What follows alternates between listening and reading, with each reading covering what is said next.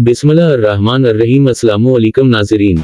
Islamabad Pakistan Tehreek Insaf PTI के senior नायब सदर फवाद चौधरी का कहना है कि अगर चौधरी परवेज अलही पंजाब असेंबली नहीं तोड़ते तो हमारे पास प्लान भी मौजूद है जो जूमी को बताएंगे। फवाद चौधरी ने कहा कि मुस्लिम लीग काफ ने फैसला करना है कि वो हमारे साथ इत्तेहाद में रहना चाहते हैं या नहीं। अभी तक तो यही यकीन दहानी करवाई गई है कि वो हमारे साथ इत्तेहाद बरकरार रखना चाहते हैं।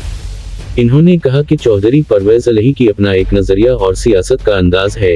इन्होंने बताया कि इमरान खान की जानिब से साबिक army chief general Qamar Javed Bajwa पर तनकीद के बाद इन्हें फोन आ गया था और इन पर प्रेशर था।